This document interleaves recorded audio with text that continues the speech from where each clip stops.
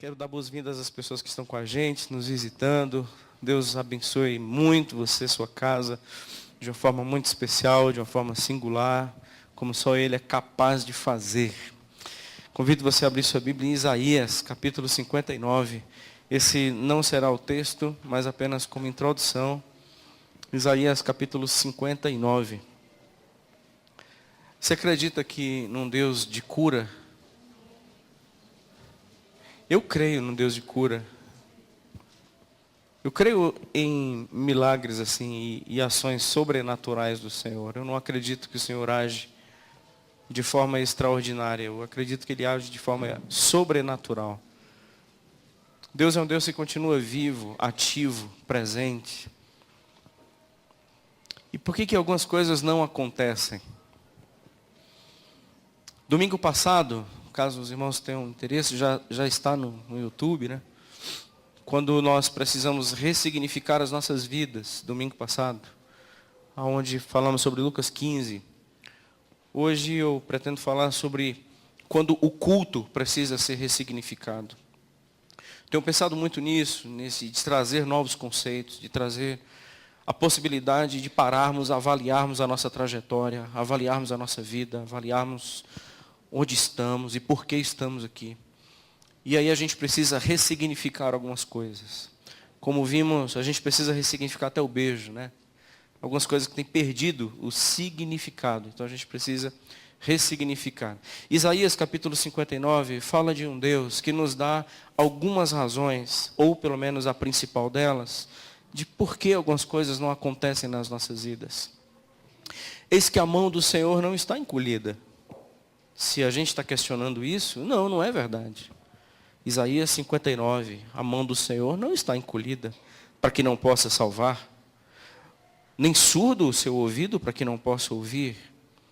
Mas o que está acontecendo então, Senhor? As vossas iniquidades. Elas fazem separação entre vós e o vosso Deus. Os vossos pecados encobrem o seu rosto de vós, para que não vos ouça. Deus odeia o pecado e ama o pecador. Amém ou misericórdia? Isso não é verdade. Isso é um ditado que os crentes inventaram. Talvez até, assim, nada suspeito, né? Mas os crentes inventaram esse ditado, assim, que Deus ama o pecador e odeia o pecado. Bom, aqui nesse texto não diz muito isso. João capítulo 3, versículo 39, fala diferente. Fala sobre a ira de Deus sobre aqueles que se mantêm rebeldes.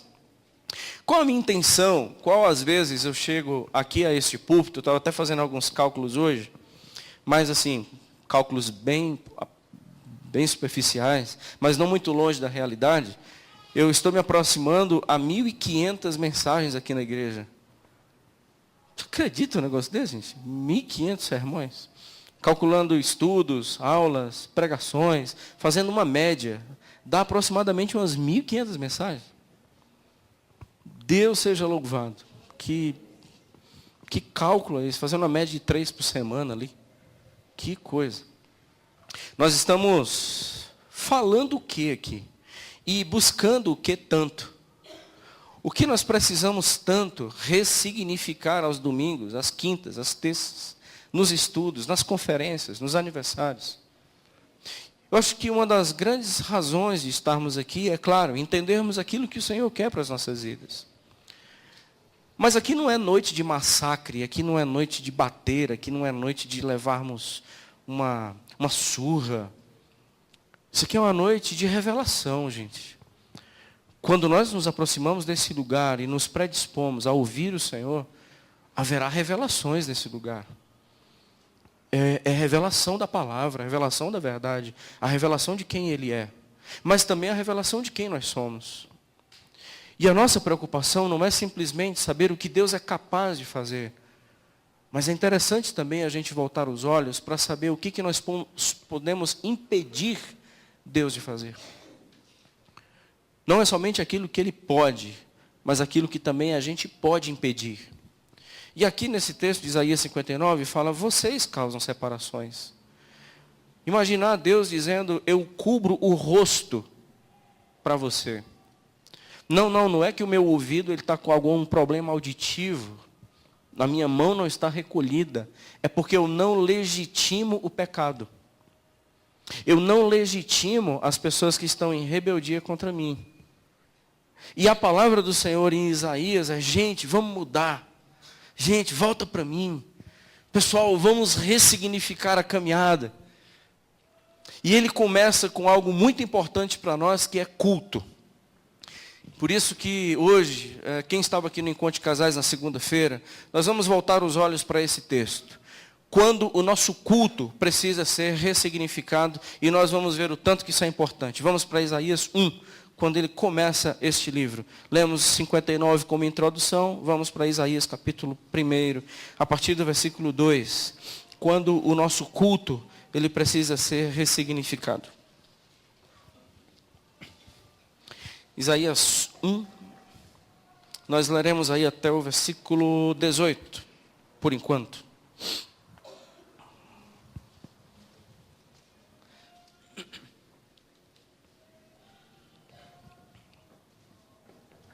Visão de Isaías, filho de Amós, que teve a respeito de Judá e Jerusalém nos dias de Uzias, Jotão, Acás e Ezequias, reis de Judá. Ouvi, ó céus, e dá ouvidos, ó terra, porque o Senhor é quem fala. Criei filhos e os engrandeci, mas eles estão revoltados contra mim. O boi conhece o seu possuidor e o jumento o dono da sua manjedoura. Mas Israel não tem conhecimento, o meu povo não entende. Ai desta nação pecaminosa, povo carregado de iniquidade, raça de malignos, filhos corruptores. Abandonaram o Senhor, blasfemaram do Santo de Israel, voltaram para trás. Porque a vez de ainda ser feridos, visto que continuais em rebeldia? Toda a cabeça está doente, todo o coração enfermo. Desde a planta do pé à cabeça não há nele coisa sã, senão feridas, contusões e chagas inflamadas, umas e outras não espremidas, nem afetadas, nem amolecidas com óleo. A vossa terra está assolada, as vossas cidades consumidas pelo fogo. A vossa lavoura os estranhos devoraram em vossa presença. E a terra se acha devastada, como numa subversão de estranhos. A filha de Sião é deixada como choça na vinha, como palhoça no pepinal, como cidade sitiada. Se o Senhor dos Exércitos não tivesse deixado alguns sobreviventes, já nos teríamos tornado como Sodoma e semelhantes a Gomorra. Ouvi a palavra do Senhor, vós príncipes de Gomorra, prestai ouvidos à lei do nosso Deus, vós, ó povo de Gomorra, Sodoma e Gomorra. De que me serve a mim a multidão de vossos sacrifícios, diz o Senhor. Estou farto dos holocaustos, de carneiros e da gordura de animais cevados, e não me agrado do sangue de novilhos, nem de cordeiros e nem de bodes. Quando vindes para comparecer perante mim, quem vos requereu o só pisarde nos meus átrios?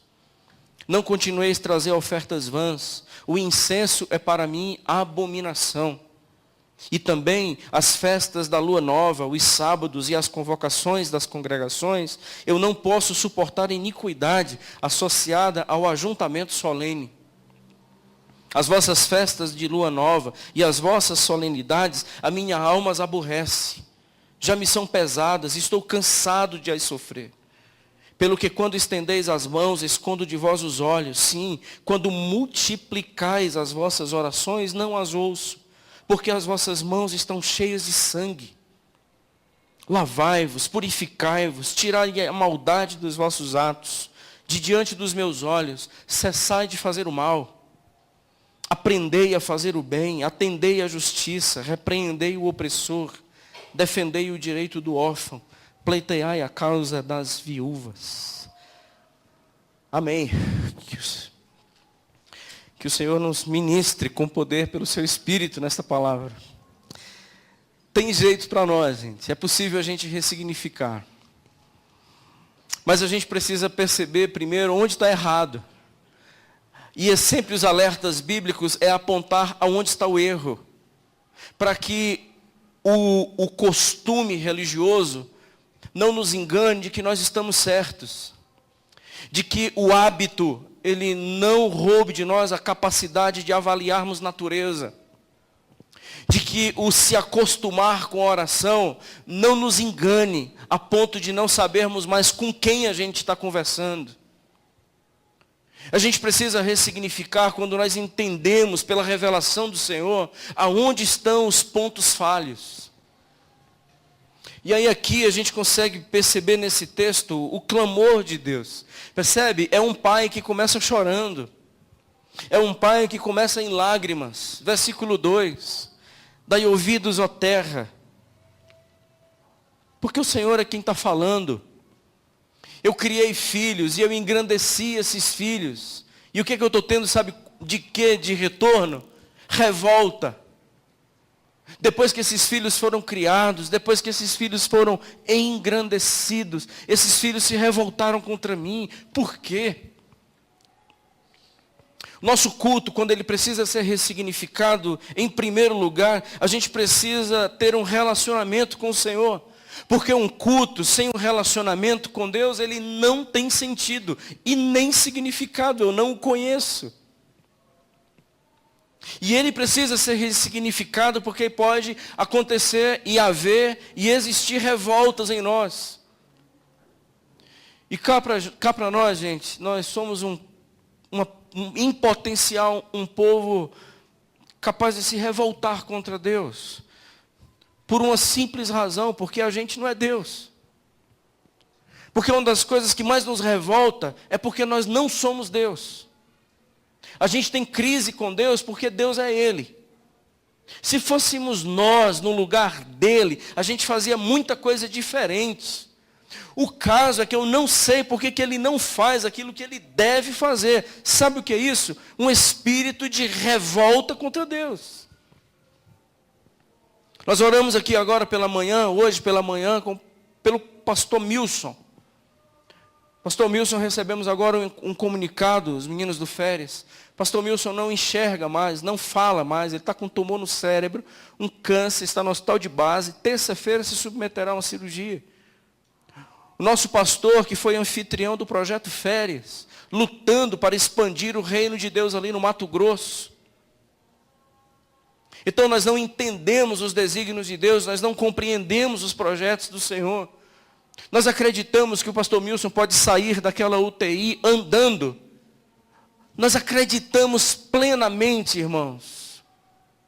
Mas uma coisa que jamais pode substituir a nossa expectativa pela adoração.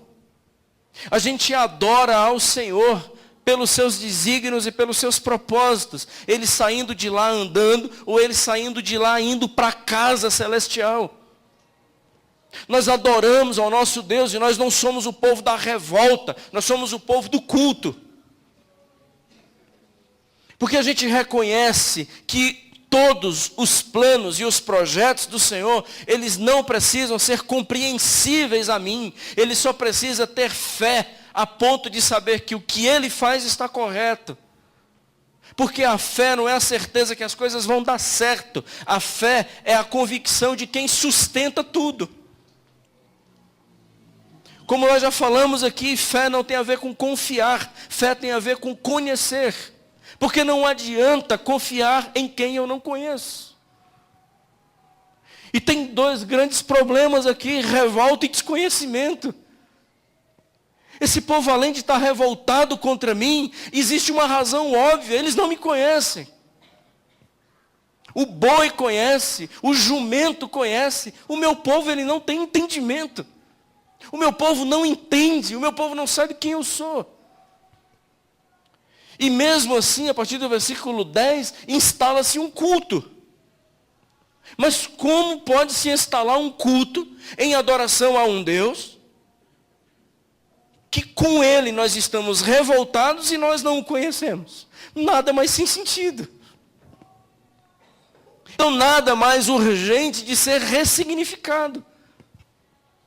E o convite que o Senhor nos faz para um culto é: escuta, eu tenho cuidado de você, você é problema meu. E eu sei exatamente o que eu devo fazer e o que não devo fazer com você.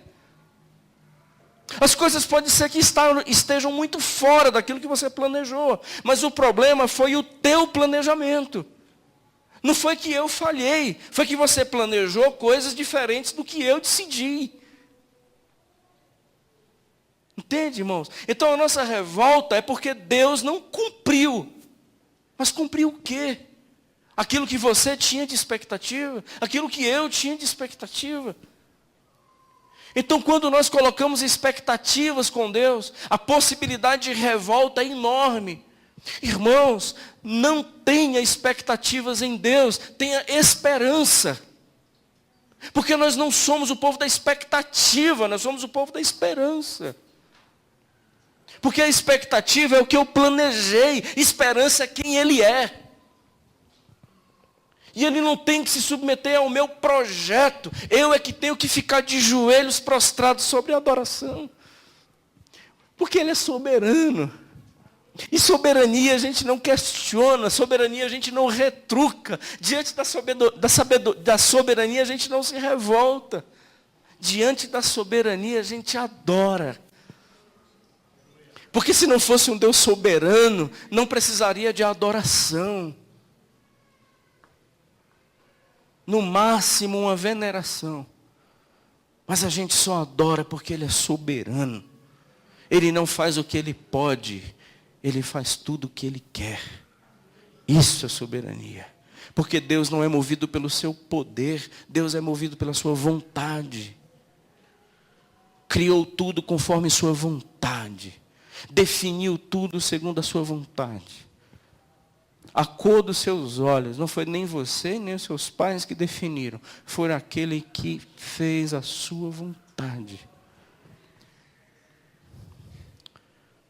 Esse penteado bonito que eu tenho. A vontade dele. As nossas limitações, quem eu sou. A casa onde eu nasci. As lutas pelas quais eu passei. Há um Deus que tem controlado a minha vida e com Ele eu não preciso me revoltar. A gente tem quantos anos de história até hoje? Sim, desde quando tudo foi criado. A Terra tem quantos anos? Os estudiosos. Nós teremos mais quantos anos ainda pela frente? Bom, independente que os cálculos não estejam muito precisos, mas toda a linha histórica do início até quando as cortinas se fecharem, as nossas vidas, diante disso tudo, não vai passar de um fragmento. Deus tem o seu projeto de início e fim definido. Nós somos um fragmento do tempo. Por isso que Tiago diz, você é uma flor que vai murchar já já e vai partir. Nós somos uma névoa no percurso da história. Nós somos tão passageiros, mas tão passageiros. E como pode alguém ser tão passageiro e tão revoltado? E como pode você ser tão passageiro e tão desconhecedor de mim? Entende? Então não faz sentido um culto que diante desse Deus eu estou revoltado e desconhecido. Apóstolo Paulo, lá em Atenas, em Atos capítulo 17, verso 23, ele percebe que em vários objetos e vários ídolos do culto tinha um altar ao Deus desconhecido. Só que esse altar ao Deus desconhecido também é de muitos crentes. Nós não o conhecemos. O máximo que conhecemos é a sua palavra, mas não sabemos quem escreveu esta palavra. Malaquias capítulo 1. O profeta Malaquias, ele fala do culto, ele começa com um culto. E ele vai questionar o seguinte, quando vocês trazem um boi para me oferecer, o boi que você traz é um boi manco, é um boi cego. Você olhou lá no seu rebanho e você escolheu assim o piorzinho. Já que vai matar mesmo, mata o pior. É isso que você está pensando. Quando é para mim, as coisas quando são para mim, você não faz o melhor. E isso eu sei por quê. Porque você não me conhece. Porque quando nós não conhecemos Deus, nós não damos o melhor para Ele. Até mesmo porque o desconhecimento não o torna digno. É na medida que nós o conhecemos, que Ele passa a ser digno. Porque eu não o considero digno por causa da letra da música. Eu o considero digno porque eu o conheço. Então vai ser mediante o meu conhecimento que eu agora o reconheço como digno. Tu és digno, Senhor, de receber o meu melhor boi. E o Senhor está questionando lá em Malaquias 1. E Ele diz assim, faz o seguinte, pega esse boi manco, pega esse boi aí que ele não vale muita coisa, e dá para o teu governador. Entrega para o governador. Vê se você tem coragem de ir com a roupa que você se apresenta para mim. Vai numa audiência. Vê se na audiência que você tem na entrevista de emprego, chega atrasado, assim como você sempre chega atrasado nos cultos. Faz o seguinte, faz para essa turma, da mesma forma que você faz para mim. O teu atraso é uma denúncia de que eu não sou tão importante para você. O teu desleixo é uma denúncia de que eu não sou prioridade para você. Não é que você não pode não atrasar, ou não se vestir bem, ou não fazer determinadas coisas. Deus não é um Deus de performance, mas Ele é um Deus que vê, e tudo vê. E Ele sabe se o nosso melhor está sendo oferecido ou não. Para ser o nosso melhor nos custa. Porque a gente não pode dar o melhor sem custas. Vai nos custar muito, porque nós estamos dando o nosso melhor. Se é o pior, não tem custas. É sobra, é refúgio, é o que não vai fazer falta. E aquilo que não vai fazer falta não pode ser movido por amor. Porque é só quando a gente ama que a gente dá o melhor que a gente tem. E vai fazer falta sim, mas se legitima por causa do amor. Porque quando eu amo, eu não faço cálculo, eu só faço a entrega. Estão entendendo, irmãos? Então, no relacionamento com o Senhor é porque você não me conhece. Porque quando você faz cálculo para dizimar, você não me conhece. Você conhece um imposto que você acha que tem que pagar, mas você não me conhece. Porque se você me conhecesse, você não faria cálculo.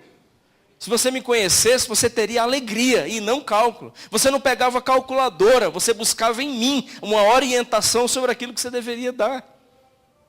Porque quando você pega a calculadora, você é senhor. Quando você me busca, você é servo. E entende que aquilo que você tem no seu bolso ou na sua conta corrente, não veio pelo teu esforço, veio por mim. Então, se veio por mim e você não tinha nada, você deveria buscar em mim o que é que eu quero que você faça com o seu dinheiro que eu te dei. Então, na verdade, a gente faz isso quando conhece a Deus, não quando a gente conhece um ritual. E a gente agora vai questionar se o imposto é ou não legítimo para os dias de hoje. Resposta do Senhor, o imposto nunca aconteceu e nunca houve imposto. Só houve relação de amor. Porque eu me revelei nisso e o povo começou a me conhecer através disso. Isso é revelação. Provai-me nisso. O que é provai-me nisso? É me conheça através desses movimentos. O problema é que não há conhecimento de mim, o meu povo não entende. Então, há um sério problema aqui, porque o Senhor primeiro adverte que o culto precisa ser ressignificado, porque nós não o conhecemos e estamos revoltados contra ele. A partir do versículo seguinte, a partir do versículo 5 agora, melhor, versículo 4, meus irmãos, olha como é que o Senhor identifica o seu povo. Olha só que adjetivos simples, bacanas, leves, o Senhor está dando ao seu próprio povo. Nação pecaminosa, povo carregado de iniquidade. Isso aqui é a raça de malignos. Pensa aí, o Senhor está falando do povo dele. E eu falo umas 4 coisas mais pesadinhas, vocês estão dizendo que eu estou batendo. O que o Senhor está falando aqui? Raça de malignos. Filhos corruptores, não são filhos corrompidos. São aqueles que são instrumentos de corrupção, são os agentes da corrupção. Abandonaram o Senhor. Blasfemaram do Santo de Israel. Voltaram para trás. Mas no versículo 10, eles vão fazer um culto. Isso faz sentido. Então, quando o culto precisa ser ressignificado, é quando não há esse conhecimento da parte do Senhor, quando não há relacionamento com Deus, mas também quando não há santidade, quando eu sou opositor ao que Deus definiu. Porque o que é pecado? Pecado nada mais é do que uma oposição daquilo que Deus definiu. E é interessante o Senhor dizer aqui sobre o estado dele. Se for comparado a um corpo, é um corpo absolutamente doente. Qual é a comparação que Deus está dando ao pecado do seu povo? Versículo 5 está falando sobre a comparação de um corpo, da planta do pé até a cabeça, está tudo doente. É uma pessoa totalmente doente. Não existe nada que esteja saudável na sua vida. Eu não tenho mais nenhuma de bater mais. Porque perceba que o Senhor está dizendo aqui, não adianta mais ser ferido. Versículo 5, porque haveis ainda de ser feridos, visto que vocês continuam em rebeldia. Eu disciplino a quem eu amo para correção, vocês não têm mais jeito. Então Romanos diz assim, eu vou entregar vocês a uma disposição mental reprovável para que seja feita a sua vontade. Porque vocês não se submetem mais a mim. Vocês só querem fazer aquilo que vocês definem. Vocês são autônomos. Vocês definiram as próprias leis. Estão comigo? Então aqui o Senhor está dizendo, o seu culto precisa ser ressignificado, porque você não pode passar a semana sem falar com a sua esposa, e quando chega aqui domingo, você vai botar uma cara de crente para me adorar. Você não pode passar a semana falando palavrão, e quando chega aqui, você usa o mesmo lábio para render louvores a mim. Eu quero te dizer uma coisa, isso não faz sentido, eu não aguento mais isso. Porque esse culto para mim não faz sentido, eu não quero culto. Eu não quero culto, eu não quero música, eu não quero pregação, eu não quero esse negócio. Porque vocês não sabem quem eu sou. Vocês acham que eu estou querendo culto. Então, esse processo de santidade, essa nação pecaminosa, isso tem que mudar. Você se acostumou a passar a semana fazendo o que você bem entende. Quando é domingo, vem para cá. Mas escuta, quando você entrou aqui, quem foi que mandou você entrar? Quem foi que disse que era para você vir para cá? Quando você tomou banho hoje e disse assim, eu vou para o culto, quem te chamou aqui? Não sou eu que estou perguntando, é ele que está perguntando no versículo 12. É no versículo 12 que ele está fazendo essa pergunta. Quando você compareceu aqui, quem foi que pediu para você só pisar nesse lugar? Quem foi? Quem te mobilizou a vir até aqui? Quem te chamou para vir para cá? Quem disse que você deveria estar aqui hoje à noite? Quem foi que te incentivou a estar aqui hoje à noite? Escuta, você está aqui por quê? Porque isso não faz sentido com a semana que você teve. Não faz sentido do jeito que você dirige. Não faz sentido no futebol que você teve essa semana. Não faz sentido no relacionamento com seus filhos. Não faz sentido com você na internet. Não faz sentido com você diante da televisão. Não faz sentido. Eu estou absolutamente cansado. Ressignifique o culto. Porque eu não estou aqui para derramar minhas bênçãos sobre você, porque o estilo de vida pode ser o bloqueador das minhas bênçãos. Eu odeio o pecado e o pecador que não se arrepende está debaixo da minha ira. E só tem um lugar para se salvar da ira de Deus, é na cruz. É em Cristo, é mudando natureza, não mudando comportamentos. Tranquilo, irmãos? Então, sabe, parece assim, aquele Deus que tá com a bênção assim, à disposição. Sabe como é que eu vejo esse texto? Aquele pai que está querendo tanto dar um abraço, um beijo, como falamos no domingo passado, e por vestes novas, e refazer a vida. Mas o problema tem sido a rebeldia do povo. Tem sido o estilo de vida que não muda. Percebe o Deus chorando? Meus irmãos, meu povo, meus irmãos não, o Senhor está falando com os montes. Sabe de uma coisa, monte? Imagina isso, gente.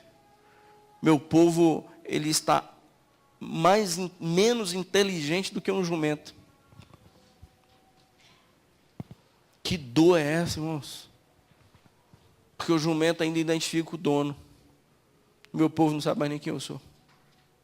Pelo seu estilo de vida, pelas suas leis próprias, pela falta de reverência, pela falta de temor, pela falta de compreensão que eu mereço o melhor. Não sabe quem eu sou.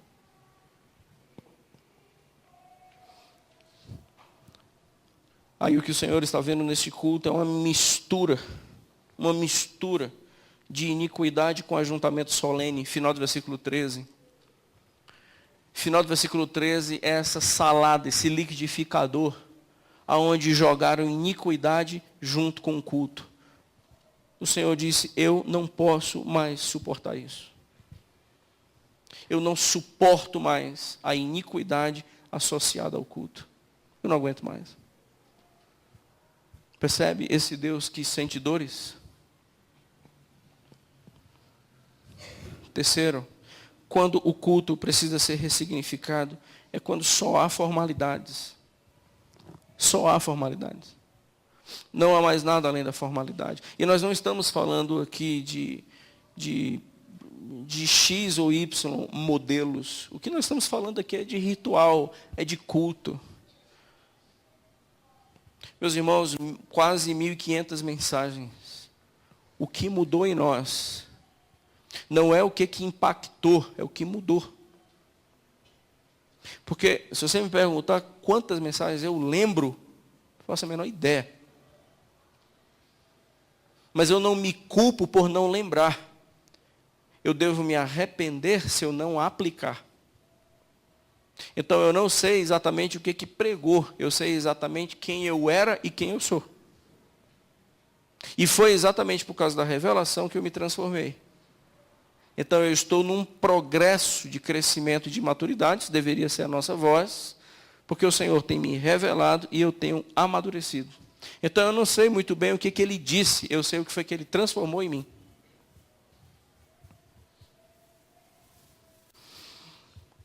Isso é quando a gente perde a formalidade. Acho que eu já falei para vocês, quando eu era adolescente, eu achava muito joia lá na minha igreja, porque tinha aquele órgão de pedal, que a gente escutava mais o pedal do que o som do órgão. Aquelas tábuas. E quando a pianista lá, ela dava o primeiro acorde, assim, a igreja ficava de pé. Eu achava aquilo fantástico. Sabe aquela igreja bem arrumadinha? Assim, acorde o pessoal de pé. Isso para o visitante era um terror, porque ele não sabia. Deu o acorde, o pessoal de pé, o visitante ficou olhando, ficou em pé. E o acorde final, o pessoal sentava, o visitante ficava em pé. Porque ele ainda não pegou o jeito do negócio, entendeu? Ele ainda não tem o jeito de crente. Assim, na hora de levantar e trazer a oferta, tem um jeito de crente de fazer o negócio.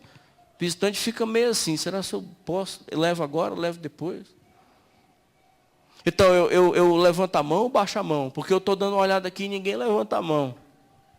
O pessoal dessa igreja não levanta a mão, não.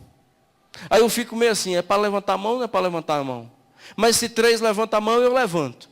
Se baixar, eu baixo. Assim, eu ainda não peguei o jeito de crente. E os crentes é meio complicado. Assim, porque quando você come o pão da ceia, porque quando você põe o pão na boca, você fecha o olho. E eu botei o pão na boca e fiquei de olho aberto. Quando eu olhei para o lado, irmão, todo mundo de olho fechado. Eu fechei também. Então eu tenho que aprender o jeito de crente, rapaz. E o vinhozinho, aquele vinhozinho derruba. Você bebe, cai. Porque você não pode tomar o vinho e ficar olhando assim para cima. Os crentes, ele faz isso aqui e faz assim. Entendeu? Esse é o jeito de crente, é o jeito. Você tem que pegar o jeito. Então, quando você entrar aqui, tem o jeito de dizer a paz do Senhor. Tem que aprender. Assim, porque dependendo do como você fala e o tom de voz que você usa, as pessoas vão te identificar como espiritual. Se você depender assim, e aí, beleza? Aí você não é tão espiritual. Rapaz, tem que aprender a ser espiritual. Tem o tchan do negócio, tem um jeito, eu vou te ensinar. Vi nesses dias um curso para expulsar demônios. Mandaram para mim um negocinho para expulsar demônio. Aí a pergunta foi, a gente leva o demônio de casa ou vocês dão aí? Porque lá tem assim, aula prática. Não, gente, tô falando sério. Aula prática de expulsar demônio, como é que é isso? A gente leva de casa ou vocês fornecem? Curso para falar em línguas estranhas, já ouviu esse negócio? Isso aí é mais comum.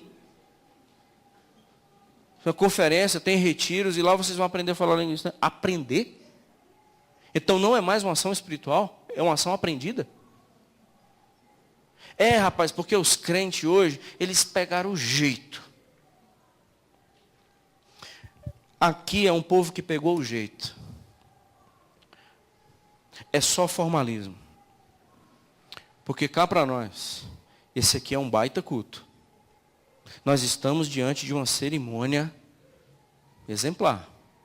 Porque do verso 10 ao verso 15, meus irmãos, aqui é um culto. Aqui, multidões de oração. As orações são multiplicadas. É um povo de muita oração, versículo 15. Vocês multiplicam as orações. Então é um povo de oração. Glória a Deus, irmãos. Essa igreja é uma igreja cheia de oração.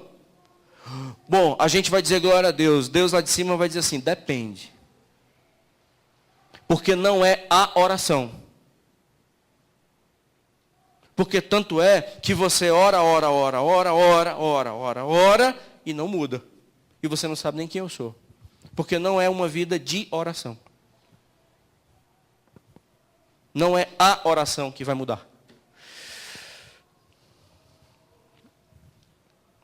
Deixa eu falar uma coisa em relação ao ponto anterior. O melhor boi, a melhor oferta. Quantos de vocês se prepararam para estar aqui hoje à noite? Responda não. Mas quantos de vocês descansaram hoje à tarde para estar aqui descansado? Porque vocês pensaram no culto e não em vocês. Quantos de vocês passaram a tarde tocando terror para chegar aqui cansados? Quantos de vocês não priorizaram o culto? E o culto não é priorizado nem mesmo quando eu chego na hora. O culto é priorizado o que eu fiz durante o dia. Você sabia que o pessoal na igreja mãe, assim, a igreja dos pais da igreja, quando era o culto de ceia, eles começavam a jejuar no sábado. Pela seriedade da ceia. Eles faziam um jejum para se prepararem para o culto de ceia. E nós, hein? Então, não estou dizendo que a gente tem que fazer um jejum antes, eu estou dizendo que a gente tem que reconhecer o que a gente está fazendo. E com quem a gente vai se encontrar. É diferente da chinela e da bermuda, não é não? Cá para nós, camisinha regata. Tá nem aí, assim, não tem muita preocupação com o que e nem para onde eu estou indo. A minha preocupação é comigo. A gente não analisa as vestes, não analisa onde estamos indo, nem por que estamos indo. A gente vai comer um pão e beber um vinhozinho. Perdeu o significado, perdeu o sentido, não sabe diante de quem nós estamos. Aí o Senhor está dizendo assim, não, mas pode vir com a bermuda, contanto que você sabe diante de quem você está. Deixa eu te dizer uma coisa, então quando você for falar com o governador também você vai de bermuda? Faça isso, porque diante de quem você está? Entendeu? É só esse princípio. Então dá o boi para o governador. Então faz isso para o governador. Faz isso quando você for se encontrar com o superintendente. Faz isso quando você for se encontrar com o presidente. Agora, por que comigo a tua postura é essa? Por que comigo a tua atenção é essa?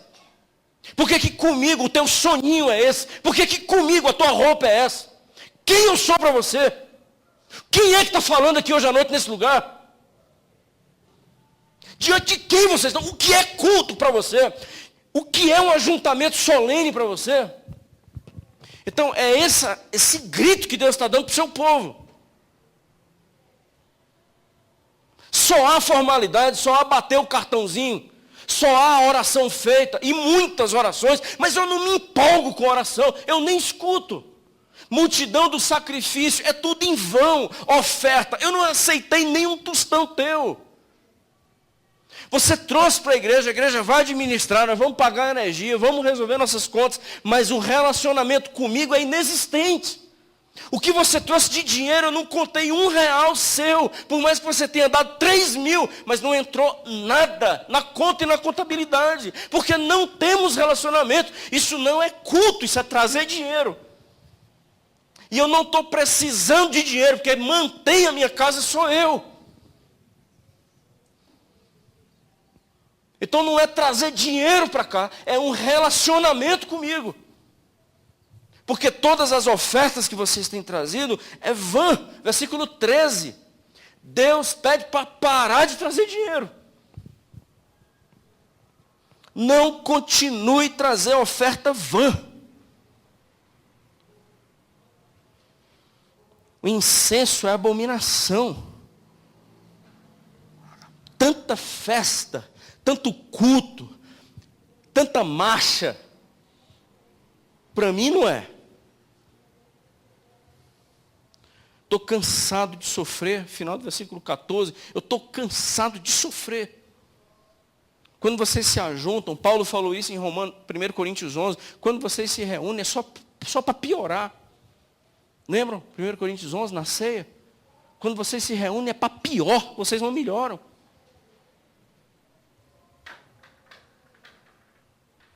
Então nós estamos falando desse povo aqui, né, gente? Não está falando da gente, não. A gente está vendo o tanto que esse povo aqui era ruim, não é não? Deus tem que matar esse povo mesmo.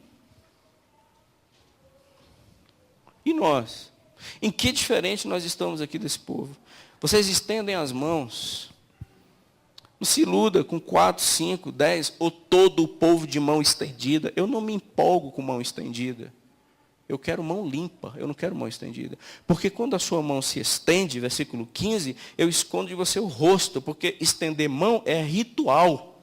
Ela estar limpa é santidade. E eu não quero ritual, eu quero santidade, porque sem santidade você não me enxerga. Hebreus capítulo 12, verso 14. Sem santidade ninguém vê a Deus. Quando a gente não reconhece o Senhor, a vida de santidade não existe, porque a gente perdeu a referência.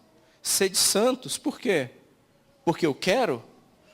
Não, sede santos porque eu sou. A tua referência sou eu. Então, mas se eu sair da referência, você se torna o quê? Qualquer coisa, menos santo. E qual é qualquer coisa menos santo? Imundo. Impuro.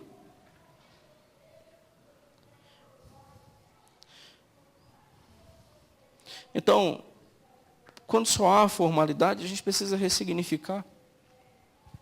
A gente precisa entender o que o Senhor quer. E aí vem aqui, o próximo ponto é, vamos ressignificar então. Vamos, gente, vamos ressignificar o culto. Porque, na verdade, ressignificar o culto é ressignificar quem nós somos enquanto adoradores. Porque o culto é onde deságua aquilo que a gente crê e aquilo que a gente é. É aqui no culto onde se revela aquilo que nós confessamos, professamos e proclamamos. Então vamos ressignificar o culto. E ao ressignificar o culto, o Senhor faz a seguinte proposta, versículo 16 e versículo 17.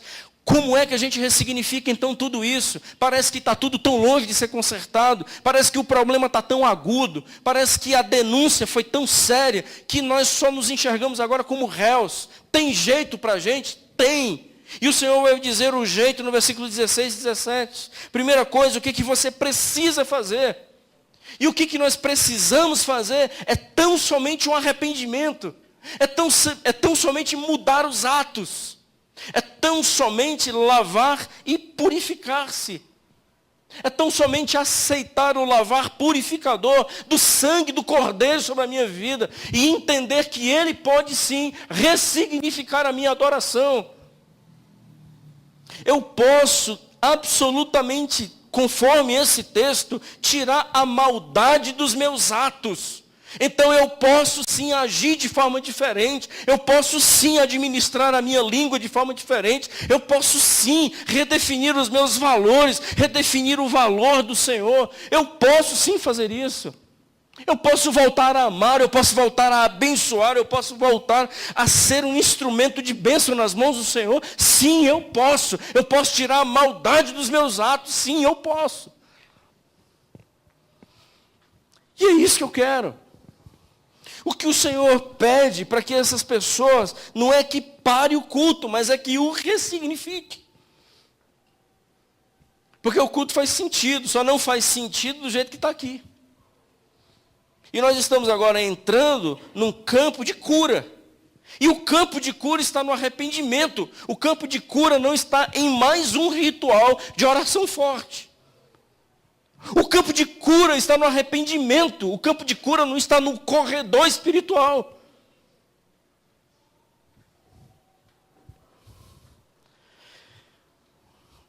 A gente vai mudar onde? E qual é o local que isso vai acontecer? O que fazer? Arrependimento. E onde isso vai acontecer? Final do versículo 16. Qual o local?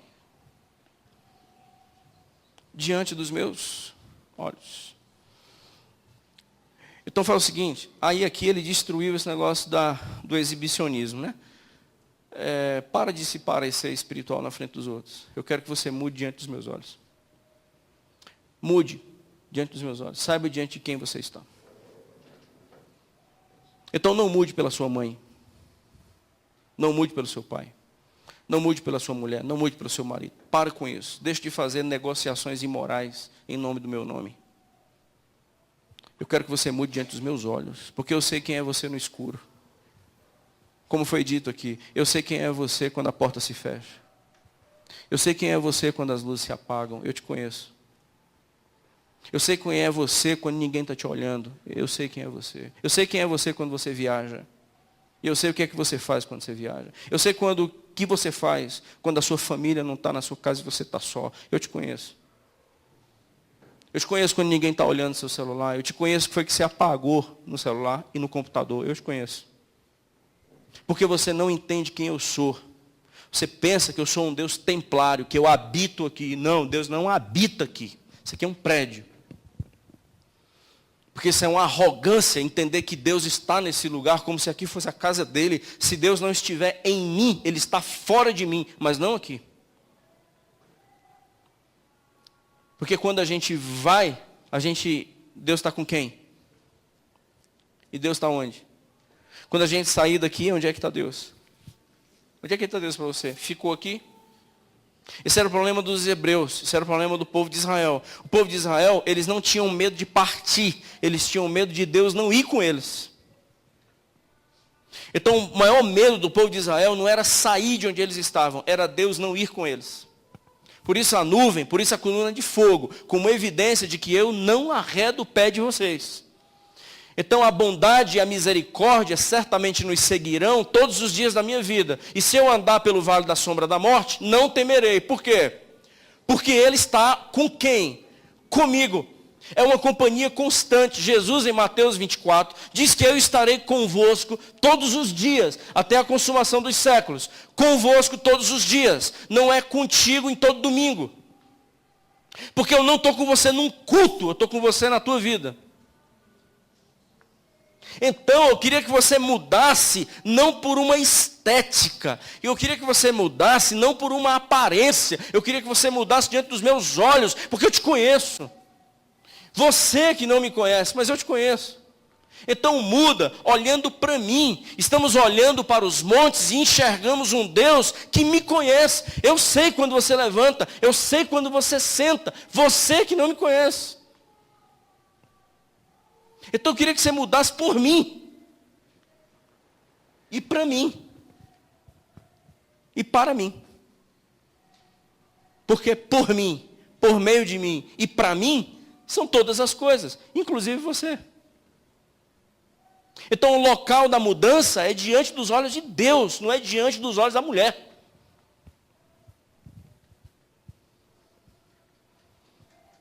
Um dia conversando com Um dos meus filhos, que eu não vou dizer o nome, ele não gosta.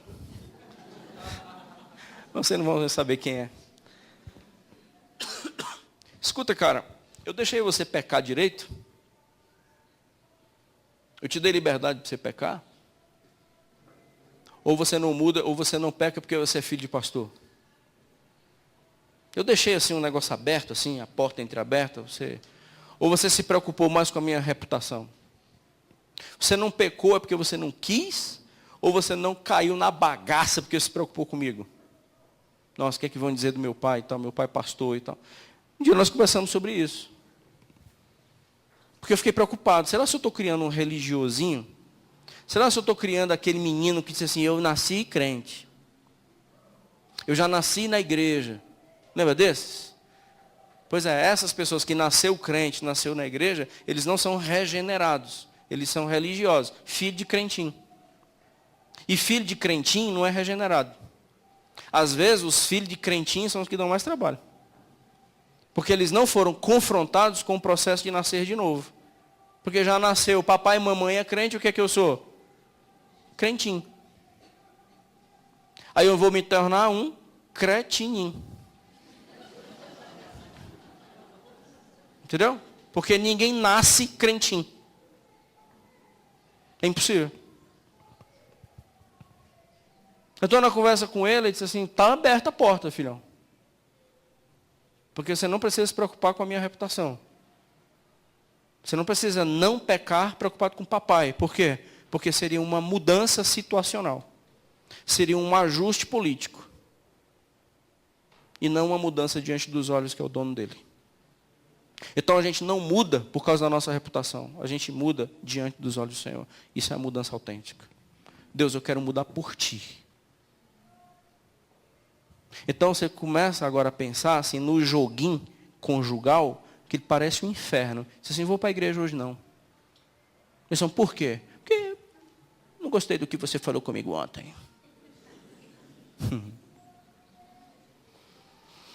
Então, eu estou mudando. Ah não, amor, desculpa, perdão, vou fazer um suco para você. Tá, então eu vou pensar. Então, sabe o que essa pessoa vai fazer aqui? Nada. Sabe o que ele está fazendo? Nada. Sabe quanto que vai ser a sua oferta? Nada. Sabe o que vai valer a sua oração? Nada. Por quê? Porque eu estou fazendo um jogo político para vir para um culto cujo Deus eu não conheço. E eu estou mudando debaixo dos olhos da mulher. Então, onde é que tem Deus nisso? Em lugar nenhum. Aleluia, irmãos. Para frente. Agora, na prática. Senhor, o senhor pode me ajudar na prática?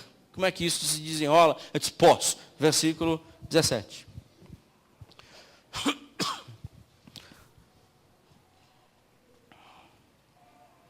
Primeiro você vai aprender a fazer o bem. Qual é o processo de aprendizado? Isso, é processo. Primeiro, você é humilde o suficiente para aprender? Você é humilde o suficiente para reconhecer que o que você aprendeu está errado? Você é humilde o suficiente para reconhecer que aquilo que você acha que é mentira? Você é humilde o suficiente para entender que tudo que você aprendeu estava equivocado? Você é capaz de aprender? Porque eu quero que você aprenda a fazer o bem. Aprender a fazer o bem é um processo. Escuta, quem você está optando para ser seu professor? Quem é o seu mestre? Quem é aquele que te ensina? Você está ouvindo quem? Então, primeiro aspecto, o que você quer aprender de fato? Se você quiser aprender o bem, então existe referência sim para te ensinar, mas tem que haver uma condição de querer aprender. E a condição de querer aprender é humildade. Qual é um aluno que nunca vai aprender nada? O aluno que acha que sabe tudo. Ou ele entende que aquilo que está sendo dito não lhe importa. Então, aquilo que está sendo dito, se não tem importância, eu não tenho como aprender. Então, o Senhor está dizendo, eu não tenho mais o que te ensinar, porque você é uma pessoa extremamente rebelde. Versículo 5. Agora, Ele está dizendo, vamos mudar. Eu quero trazer uma proposta de mudança para você, mas isso passa pelo caminho do aprendizado. Desaprenda tudo que você aprendeu. Não importa o que seu pai, seu avô lhe ensinou. O que importa é se você reconhece que aquilo que ele ensinou está errado. Porque quem diz o que está certo e errado sou eu, não é ele. Então não importa muito o que você aprendeu. Importa aquilo que você tem que aprender. E algumas coisas que você tem que aprender, você vai ter que desaprender. E desaprender é um dos processos que mais nos mata. A gente já tem compartilhado aqui com alguns irmãos. Dizendo assim, pastor, é verdade que eu passei 15 anos da minha vida enganado? Resposta, infelizmente é. Não é porque aqui a gente tem a verdade, é porque aqui está a verdade. Então não é lá, é aqui. Porque aqui tem que ser regulado por aqui. Então aprenda. Sente-se para ouvir, busque. Não se aprende em culto. Em culto a gente se adora, a gente aprende muita coisa, mas o processo de aprendizado não está no culto. O processo de aprendizado está no campo. Onde é que a gente vai mais aprender? No campo. Onde é que vai mais acontecer milagres? Nos teus desertos. Onde é que você vai ser servido por anjos? Nas tuas fomes. Aí a gente vai aprender. Outra coisa, na prática mesmo, Senhor. Na prática, como é que a gente faz? Eu quero que você repreenda o opressor. Reprove a conduta do opressor. Pergunta, quem é o opressor? Faz a cara de interrogação aí, aquele semblante da pergunta. Quem é o opressor? Boa, boa. Quem é o opressor? Se você pensou no capeta, eu quero lhe sugerir que você tire essa possibilidade. Restou quem? Se você tirar o diabo, quem é que fica como opressor? Quem é o opressor, irmãos? A sua esposa.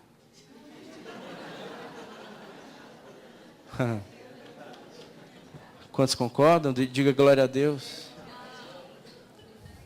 Então a gente entende que o opressor é quem? Se não for o capeta, é o outro. E nesse texto o Senhor não está falando do outro. O Senhor está falando de quem? Dessa coisinha fofa aqui. Aí assim, repreenda o opressor. Quem é o opressor? Tu. Se reprova, cara. Entende que tu é reprovável. Repreenda a você mesmo. Irmãos, eu acho engraçado algumas pessoas que ficam dizendo que o diabo está amarrado. E ele está solto. Eu acho muito engraçado. Tem que amarrar tu, indivíduo. Está amarrado, está amarrado, está amarrado. E ele fica solto. Era para amarrar os dois no mesmo gancho. Como é fácil amarrar o cão. Difícil é a gente se repreender. Eu repreender o opressor. E o opressor sou eu. Escuta, quem é que oprime esposa? Quem é que oprime marido? Quem é que oprime filho? Quem é que quando chega em casa a alegria vai embora? Quem é que quando a alegria está na casa, o opressor chegou? Buzinou, o opressor chegou. Guarda os brinquedos, arruma a sala, porque senão vai vir um vendaval brigando com todo mundo. Chutando tudo, porque a panela ainda está suja. Parece com o papai, né, filhão? Chegou o opressor. Todo mundo com cara de sério. Ora, até o cachorro tem que parar de abanar o rabo. Quero alegria nessa casa, não. Chegou o opressor. Mulher comigo não vai ser. Tem mulher comigo aqui no... Quem é o opressor, filho? Você sufoca a alegria da tua família. Você arrebenta com a paz da sua esposa. Você destroça o coração do seu marido. Seu marido é doente, você ainda causa mais enfermidade, porque você é uma opressora. Você não permite vida. Você é um parasita que entende que vai sugar a energia do outro. Você oprime. E existem pessoas muito bem casadas, mas muito bem oprimidas. Existem filhos oprimidos pelos cantos, que não conseguem levantar o olho, que não conseguem dar um sorriso, meninos que não têm confiança em si, meninos que não têm garantia da sua própria vida, eles são oprimidos. Meninos que ele não acredita que ele é capaz de pegar um ônibus só. Mas ele é novinho, ele tem 17 para 18 anos. Oprimido. Oprimo o meu marido passa a ser patrimônio meu, e tudo que é meu eu vou oprimir, tudo que é do Senhor eu vou cuidar. E o projeto nosso é cuidar, o projeto nosso não é oprimir, para que esta mulher se torne uma mulher cada vez mais de Deus, e esse homem, a cada dia que passe, ele se torne mais um homem de Deus, não meu. Porque se eu quero esse homem conforme a minha expectativa, eu vou oprimi-lo. Se eu quero a minha casa rodando de acordo com o meu drive, eu vou oprimir essa casa, porque eu tenho padrões elevados e todo mundo é oprimido por mim. E é verdade. Repreenda você, corrija você, aliás, reprove você.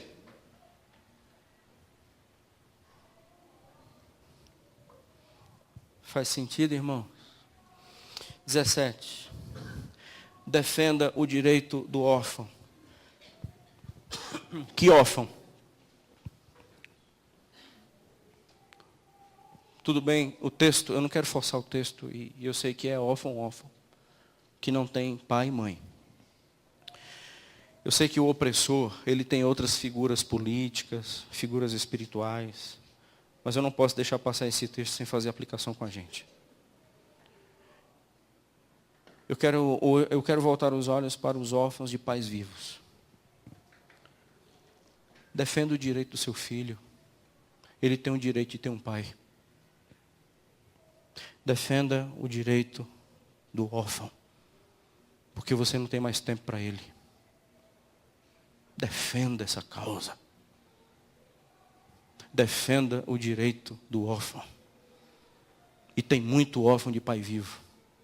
Não há diálogo, não há conversa, não há sorriso, não há abraço, não há afeto, não há ensino, não há postura, não há exemplo, não há nada, só há opressão. Defenda o direito dele. Pleiteie a causa da viúva. Esforço redobrado por uma causa das viúvas.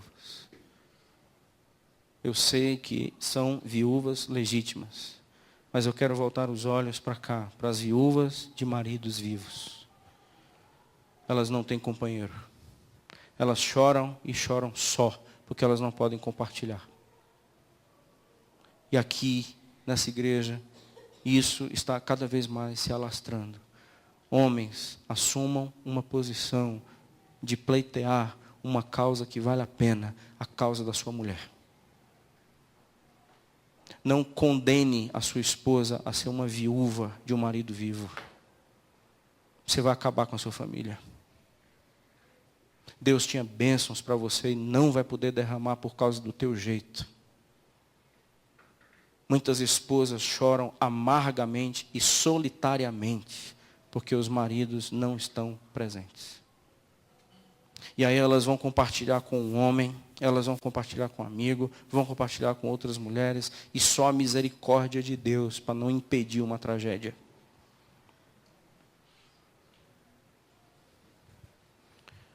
Irmãs, não deixe seu marido só não. Porque também tem os viúvos. Que você preferiu filhos e o seu marido hoje está pelos cantos. Cuidado, minha irmã. Você prestigia demais os seus filhos. E o seu marido perdeu a honra que era dele e o lugar que era dele.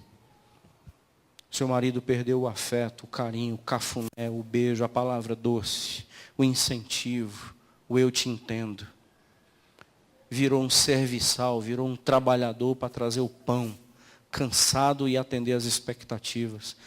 Cuidado, minha irmã. Você pode perder esse maridão que Deus te deu. Se você também não cuidar de um viúvo. de uma mulher viva. Então percebe o que o Senhor quer na verdade? Ele não quer o culto. Ele quer um tipo de culto. Ele quer o culto. Por isso que Ele não quer pessoas ajuntadas com famílias dilaceradas. Ele quer famílias saudáveis, que prestam um culto racional e cheio de vida. Agora eu vou ouvir a tua oração. Porque eu observei a tua mão e ela não tem mais marca de sangue. Não tem gente sangrando na tua casa. Não tem gente sangrando do teu lado. Você administra pessoas sangrando, mas você não administra cura. Agora eu vou ouvir a tua oração. Agora eu entenderei os louvores que serão entoados. Agora a tua oferta está legitimada. Agora o culto está organizado em mim. Porque as famílias estão organizadas em mim. Então eu não quero uma celebração ao meu nome, porque eu não preciso dos seus elogios. Você é que precisa da minha visitação de cura. E isso é possível, Senhor, plenamente. Versículo 18 ao 20 a gente encerra. Então, olha o convite que Deus faz. Então, como é que eu posso mudar? Vem. Vinde. Vamos bater um papo. Deixa eu te entender as tuas razões. Confessa para mim os teus motivos. Vinde. Arrazoemos, diz o Senhor. Ainda que os vossos pecados sejam como escarlata, ainda que se tornarão brancos como a neve, eles se tornarão brancos como a neve. Sabe o que isso vai acontecer? E sabe como isso é possível? Por causa da minha graça. Eu vou te fazer um marido segundo o meu coração. Eu vou te fazer uma esposa segundo o meu coração. Eu vou te fazer um filho segundo o meu coração. Você não será mais opressor. Você será um abençoador. Você será uma pessoa que gera vida. E muita vida por onde você passa. Você não deixa as coisas cinzas. Você deixa as coisas coloridas por onde você andar. Por causa da minha graça. Então vem, ainda que os seus pecados tenham sido tão absurdos, ainda que envermelhou tudo na tua história, eu quero embranquecer tudo por causa do sangue do meu filho. Vem, vamos mudar essa história, vem, vamos mudar esse cenário. E a minha graça vai fazer com que isso aconteça. Verso 19, está contigo a decisão. Se você quiser, se você me ouvir, tem projetos de vida para você e para a sua casa. Você vai comer o melhor da terra. Se você quiser, se você der ouvidos a mim. Mas se você se rebelar, verso 20, se você continuar em recusas constantes, a única coisa que você vai administrar é morte. Porque eu falei. E não importa o que você vai fazer, eu falei. E vai acontecer exatamente o que eu disse. Você vai colher morte. A única coisa que vai ter é a espada. Se você quiser, meus irmãos, um aprendiz, ele quis pegar o sábio, pegou um passarinho, pôs para trás e disse: sábio, nas minhas mãos está um passarinho. Ele vive ou morre? Está vivo ou está morto? O sábio disse: filho, a vida desse passarinho está nas tuas mãos. Porque ele pensou, se o sábio disser vivo, ele quebraria o pescocinho do passarinho e entregaria o morto. Se ele dissesse morto, entregaria o passarinho vivo. Assim, contrariaria, pegaria o sábio e se consideraria mais sábio do que o próprio sábio. A gente está com um passarinho na mão e Deus está dizendo hoje à noite, depende de você, tá? Depende do que você vai fazer e daquilo que você vai escolher. Se você quiser, se você começar a me ouvir, as coisas para você vai mudar. Mas se você ainda continuar com recusas, fazendo do teu jeito, você só vai administrar a morte. E quem está dizendo sou eu. Automaticamente vai acontecer. Que Deus nos abençoe, para que o nosso culto seja legítimo, cheio de vida e aceitável para a glória do seu nome. Vamos ficar em pé, vamos orar, vamos encerrar.